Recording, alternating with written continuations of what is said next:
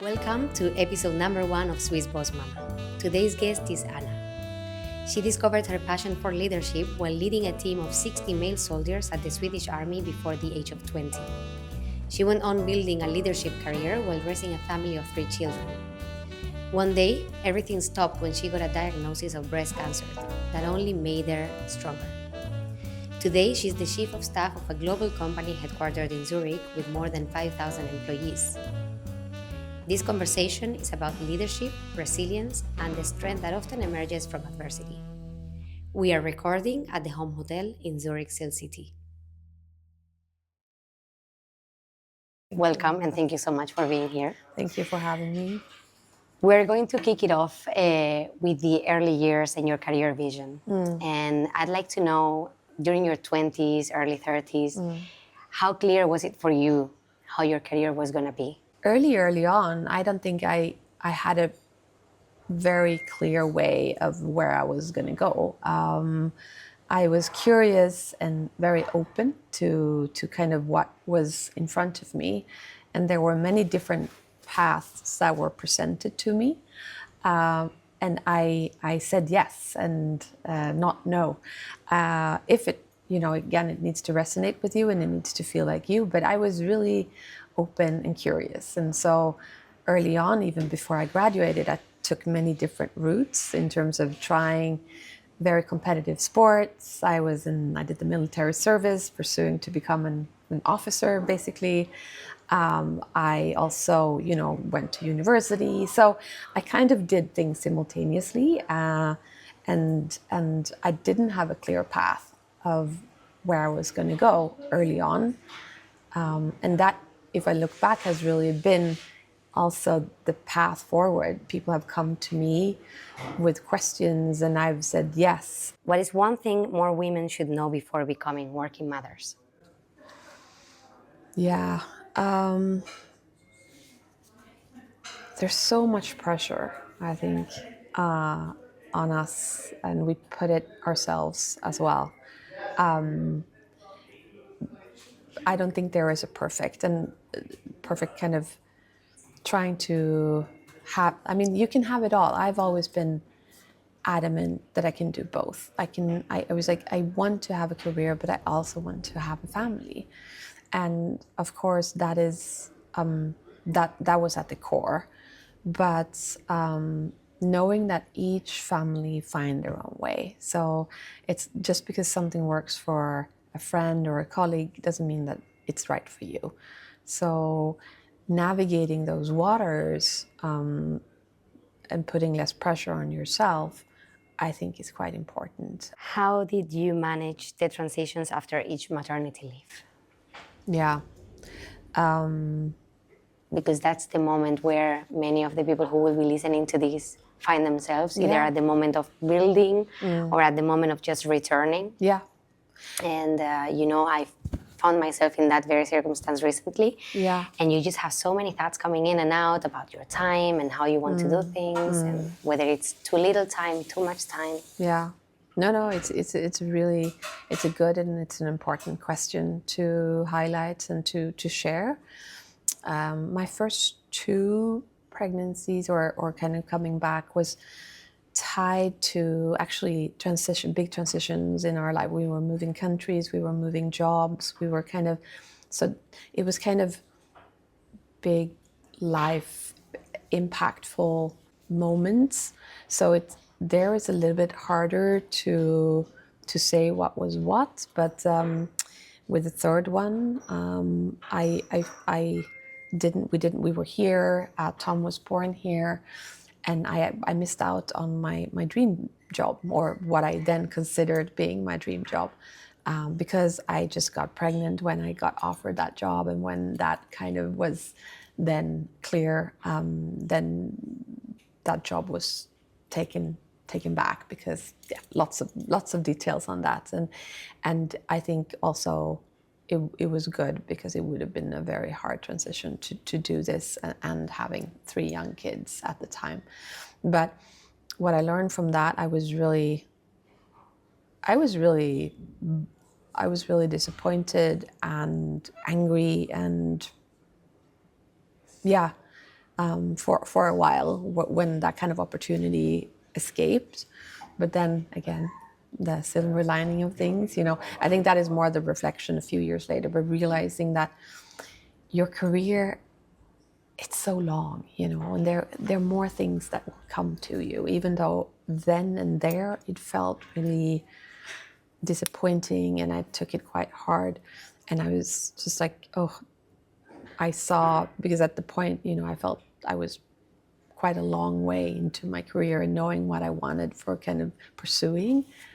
But then just, okay, it's okay, things just move in a different way, and there will be other things coming, and you will find other opportunities and ways, and you will continue your journey. It's not, as we say, always a straight kind of line. We know the spiral staircase, and things are kind of, it's a little bit like water taking different ways, and you can't always predict. And it's, again, experiences and learning. So I recently had a lunch with someone who is pregnant with her second child, and she's been thinking about moving on from her current job, which is not in our company, but a different company. And we ended up in this really interesting conversation around, she wants to leave her job, but then also now having her second child,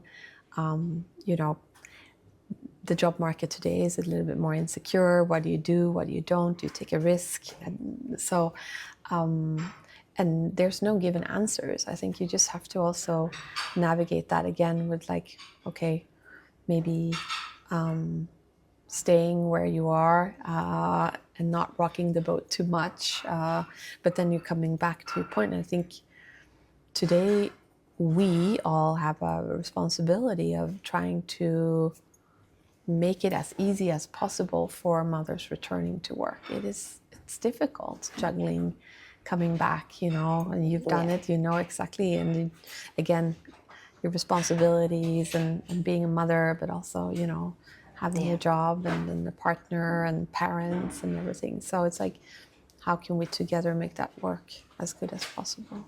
You are a breast cancer survivor, and I'd like to know, how was that period like for you? Because it happened to you in a time when you were very successful at work, very successful in your family, your kids were all in the world. Yeah. How did you digest that? There is it's a very clear line in the sand of the before and the after. I was, as you say, in a role that I really enjoyed, high pressure, but I've been working really hard to get where I was. And we had, for 2.5 years, worked as a team to really come together to change a lot of things for the better. And just as we're starting to see the effects of this hard work for so many years, for 2.5 years, I get this diagnosis. And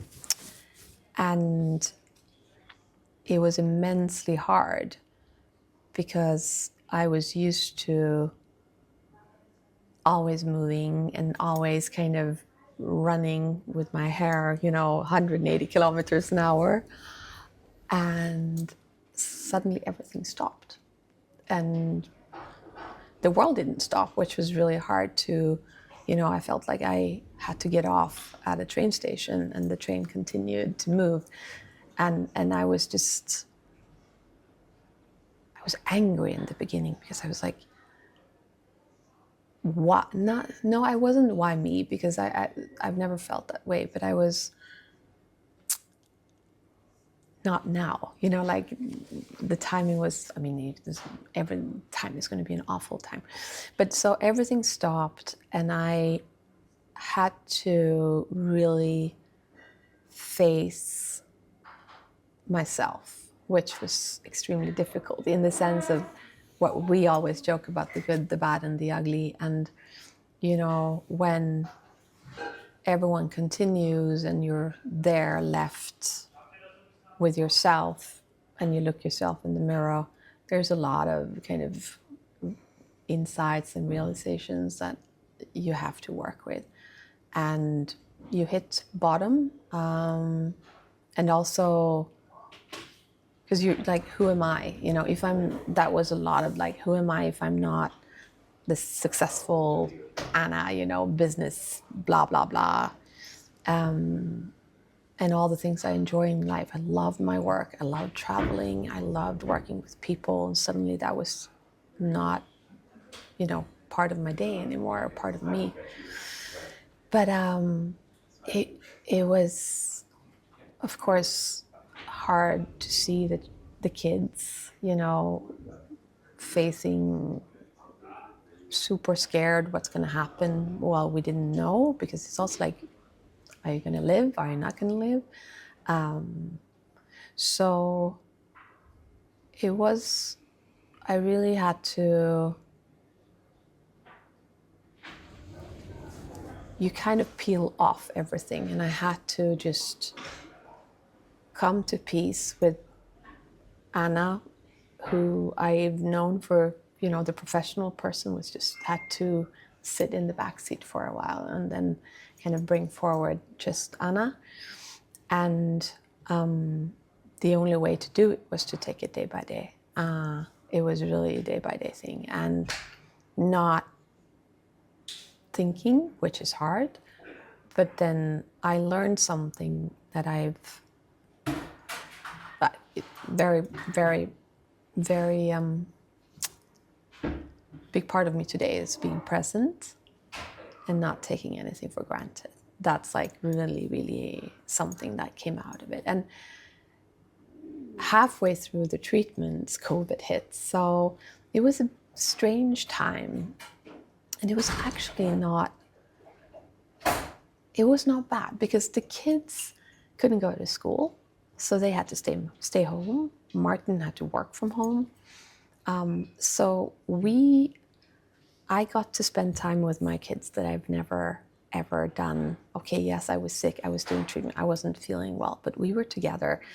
And what made me feel good in a way for them was that they weren't missing out, because, you know, their friends were also at home and couldn't go to parties. And so they didn't miss out on all these things, you know, birthday parties and things that other kids would miss out because a parent is sick and vulnerable. So we grew very, very strong during those months together. The silver lining. That was the silver lining. And I think coming out of that, really, it grounded me. It made me very, very humble. It's a lot, every day is met with gratitude. And being present, because I mean, when I look back, I realize that I was living a life that was so fast-paced that I wasn't in the present as much as I should have been. It's nice that you keep it today. Yeah. After the years. It's not easy. I know. But you have to like, and sometimes, you know, you have to course correct yourself. And yeah. Did you cut completely any sort of work relationship when you were recovering? I did. I think I realized that what my doctor said, you know, you have to do this for your health. And then I felt, okay, I need to be honest to myself and really give it everything and 100% on just focusing on health, and then put work aside. And then, of course, during that process, you reevaluate like what's important, what's not, what do I want to spend my time on, what is noise and what really matters. And I had a friend who was actually diagnosed at the same time, who chose to work through her treatment. We had the same type of breast cancer, we had the same type of treatment, we even had the same professor. But it's just different ways of coping with it, and there's no right or wrong. But for me, I felt I had to fully focus, and I went exploring. Like I really, after a while, meditation, I did frequency therapies, I did acupuncture. I mean, I've done a lot of like things that I would never have touched before, because I had nothing to lose.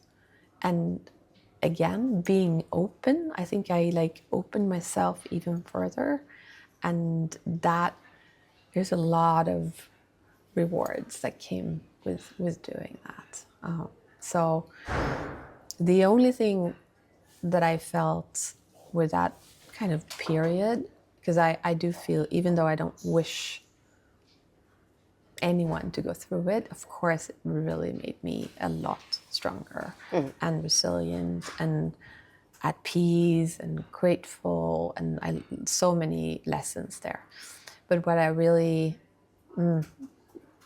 not happy with is how it affected my kids. And still to this day, they are very protective of me, still very protective. And you know, are you okay, mama? You know, they're very, very, and they were, this is 6 years ago. So of course, you know, Vera was 11 and yeah, Fred was like 9 and Tom was 5. So they were not as young as yours, but they were young and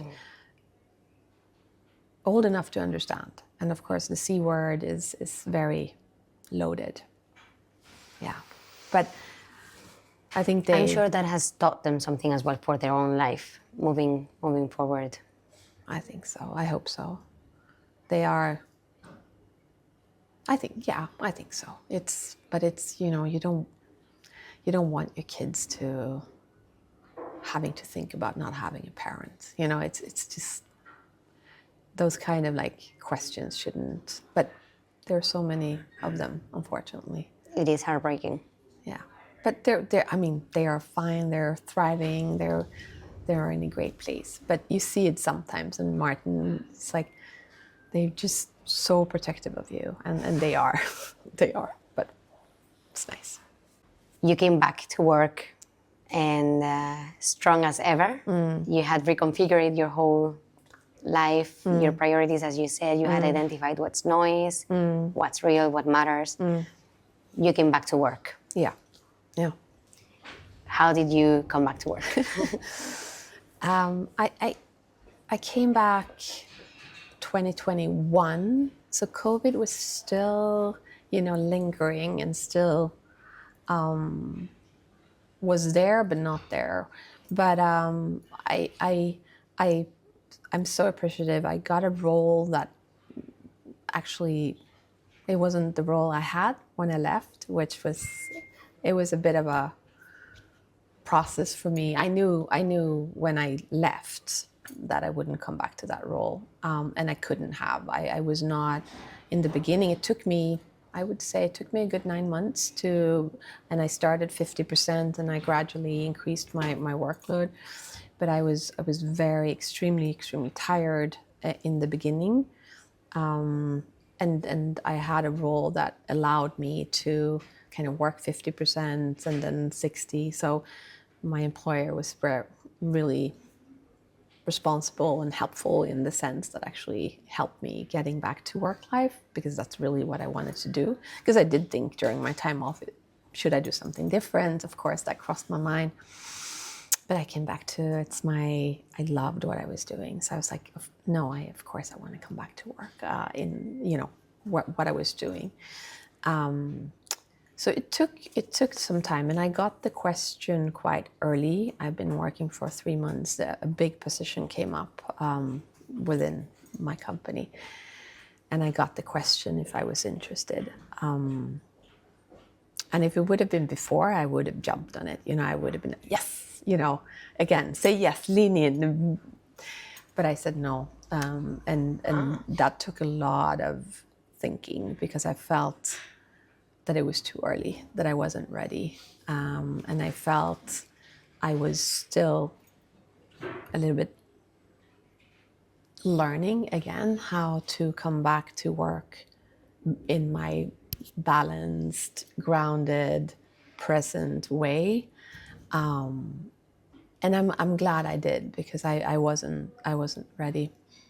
But then I've been, since then, after 9 months, you know, I stepped into a different role, and then I've now been in this role for 3 years, and this is full on. But now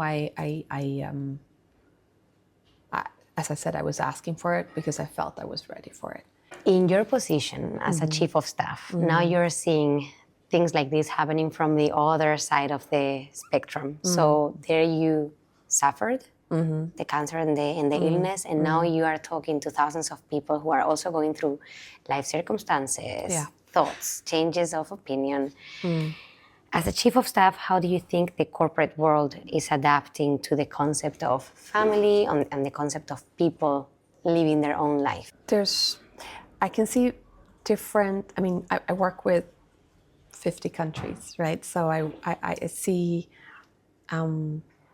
different situations in different countries across the world. I see Sweden, where it's quite equal in terms of they're used to having two parents working. England's the same. It's like two people are working. You need to make that family work. What does that look like with kids going to kita?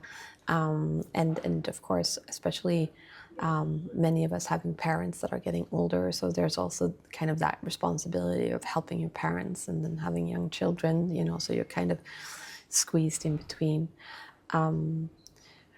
But again, I'm coming back to the trust. I think Switzerland, as we know it, is maybe a little bit more traditional still, I think, in the corporate world. But the building the trust and knowing that, again,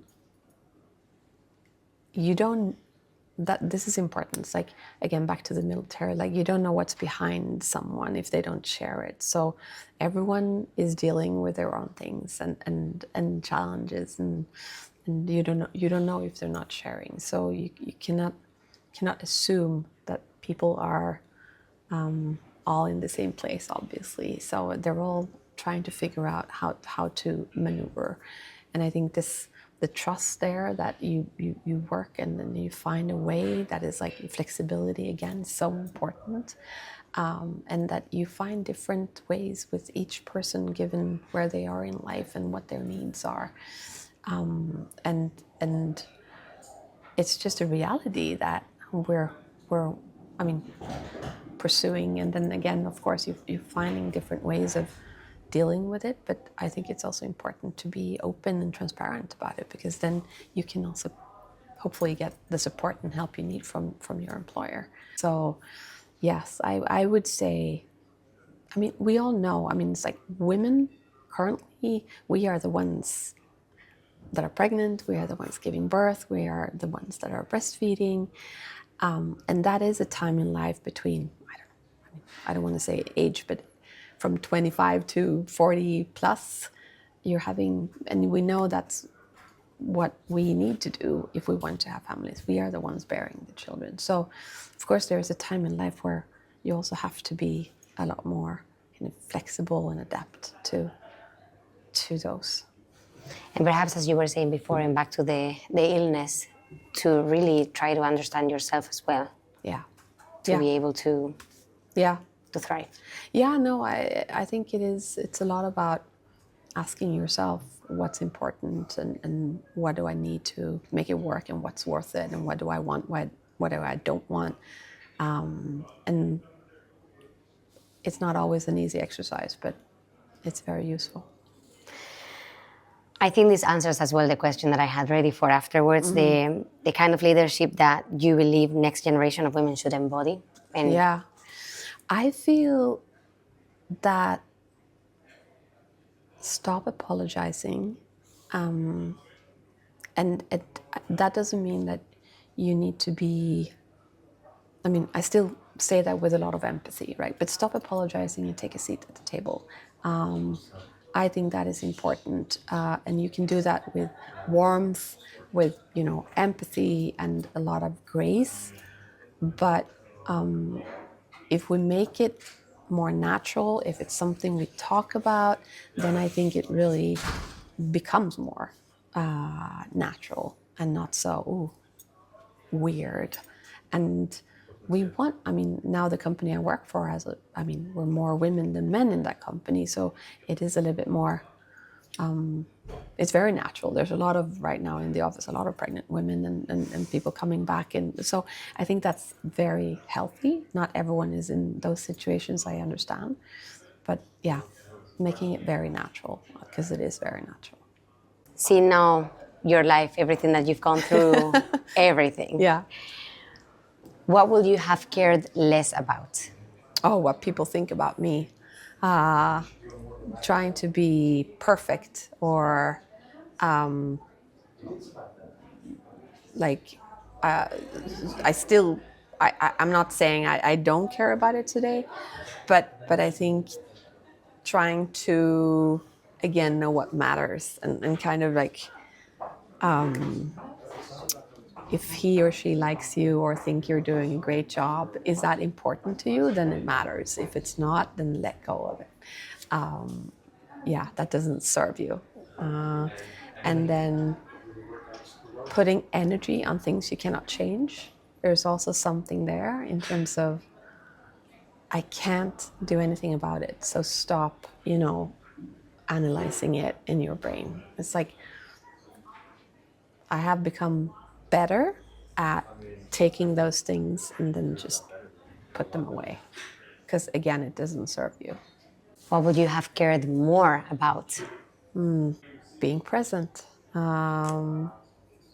and really living the day and living the present moment and not just chasing after things that are in the future or thinking about this and that, but really like I'm here, I'm sitting at this dinner table with my family having a meal, or at work in certain situations where I'm like I'm here, stop thinking about what you have to do, because that's also not going to serve.